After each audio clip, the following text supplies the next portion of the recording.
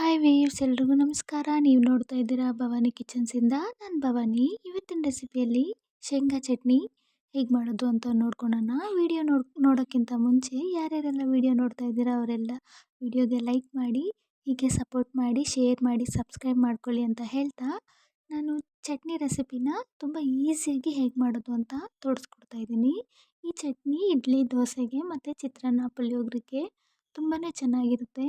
ತುಂಬ ಖಾರವಾಗಿ ತುಂಬ ಈಸಿಯಾಗಿ ಹೇಗೆ ಮಾಡೋದು ಅಂತ ನೋಡ್ಕೊಳೋದಾದರೆ, ಮೊದಲಿಗೆ ಒಂದು ಪ್ಯಾನ್ ಇಟ್ಕೊಂಡು ಅದಕ್ಕೆ ಕಡಲೆ ಬೀಜ ಹಾಕ್ಕೊಂಡು ಚೆನ್ನಾಗಿ ಫ್ರೈ ಮಾಡ್ಕೋಬೇಕು. ಕಡಲೆ ಬೀಜ ಚೆನ್ನಾಗಿ ಫ್ರೈ ಆದಮೇಲೆ ಇದನ್ನು ಒಂದು ಬೇರೆ ಪ್ಲೇಟಲ್ಲಿ ತಣ್ಣಗಾಗಕ್ಕೆ ಬಿಡಬೇಕು. ಇದು ಚೆನ್ನಾಗಿ ಫ್ರೈ ಮಾಡೋವಾಗ ಇದು ಸೀದೋಗೋ ಥರ ನೋಡ್ಕೋಬೇಕು. ಯಾಕಂದರೆ ಇದು ತುಂಬ ಕಪ್ಪಗಾಗ್ಬಿಟ್ರೆ ಕಡಲೆ ಬೀಜ ಅಷ್ಟು ಚೆನ್ನಾಗಿರಲ್ಲ ಮತ್ತು ಚಟ್ನಿ ಮತ್ತು ಕಹಿ ಬಂದುಬಿಡುತ್ತೆ.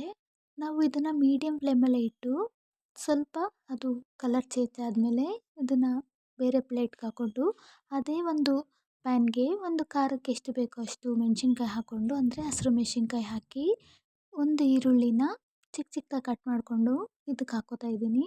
ನಾನು ಈರುಳ್ಳಿ ಸ್ವಲ್ಪ ಜಾಸ್ತಿನೇ ಯೂಸ್ ಮಾಡ್ತಾಯಿದ್ದೀನಿ, ಯಾಕಂದರೆ ತುಂಬ ಟೇಸ್ಟಾಗಿರುತ್ತೆ ಅಂತ. ಸೊ ಈರುಳ್ಳಿ ಹಾಕಿ ಒಂದು 3ರಿಂದ 4 ಬೆಳ್ಳುಳ್ಳಿ ಹಾಕ್ಕೋತಾ ಇದ್ದೀನಿ.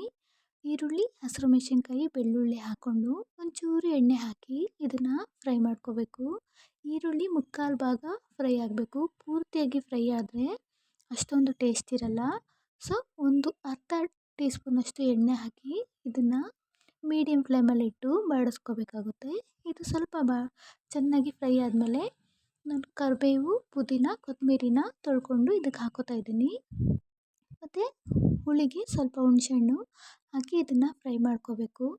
ಆವಾಗಲೇ ಹೇಳ್ದಂಗೆ ಇದು ಮೀಡಿಯಮಾಗೆ ಫ್ರೈ ಆಗಬೇಕು. ಪೂರ್ತಿಯಾಗಿ ಫ್ರೈ ಆದರೆ ಅಷ್ಟೊಂದು ಟೇಸ್ಟ್ ಇರಲ್ಲ. ಸುಮ್ಮನೆ ಹಸಿ ವಾಸನೆ ಹೋದರೆ ಸಾಕು. ಮತ್ತು ನಾವು ಹುರಿದಿಟ್ಕೊಂಡಿರೋಂಥ ಕಡಲೆ ಬೀಜನ ಸಿಪ್ಪೆ ತಗೊಂಡು ಇದಕ್ಕೆ ಹಾಕಿ ಒಂದು ಸ್ವಲ್ಪ ಉಪ್ಪು ಹಾಕಿ ಇದನ್ನು ಫ್ರೈ ಮಾಡಿಕೊಂಡು ಆಫ್ ಮಾಡಿ ರುಬ್ಕೋಬೇಕು. ತಣ್ಣಗಾದ್ಮೇಲೆ ರುಬ್ಕೊಂಡು ಇದಕ್ಕೆ ಒಗ್ಗರಣೆ ಕೊಡೋದಾದರೆ ಅದೇ ಪ್ಯಾನ್ಗೆ 1-2 ಸ್ಪೂನಷ್ಟು ಎಣ್ಣೆ ಹಾಕ್ಕೊಂಡು ಕರಿಬೇವು, ಸಾಸಿವೆ ಮತ್ತು ಒಣಗಿದ ಮೆಣಸಿನ್ಕಾಯಿ ಹಾಕಿ ಒಗ್ಗರಣೆ ಕೊಟ್ಟು ನಾವೇನು ರುಬ್ಬಿಟ್ಕೊಂಡಿರ್ತೀರೋ ಚಟ್ನಿನ ಅದು ಇದಕ್ಕೆ ಹಾಕಿ ಗ್ಯಾಸ್ ಆಫ್ ಮಾಡಬೇಕು.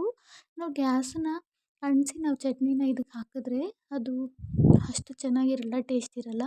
ಸೊ ಗ್ಯಾಸ್ ಆಫ್ ಮಾಡಿ ನಾವು ರುಬ್ಬಿಟ್ಕೊಂಡಿರೋಂಥ ಚಟ್ನಿ ಮಿಶ್ರಣ ಏನಿದೆ ಅದನ್ನು ಇದಕ್ಕೆ ಹಾಕಿದ್ರೆ ಸೂಪರಾಗಿರುತ್ತೆ. ಇದು ತುಂಬಾ ಚೆನ್ನಾಗಿರುತ್ತೆ ಚಿತ್ರಾನ್ನ, ಪುಳಿಯೋಗರೆಗೆ ಮತ್ತು ಇಡ್ಲಿ, ದೋಸೆಗೆ ಅಂತಲೇ ಹೇಳ್ತೀನಿ ಫ್ರೆಂಡ್ಸ್. Thank you.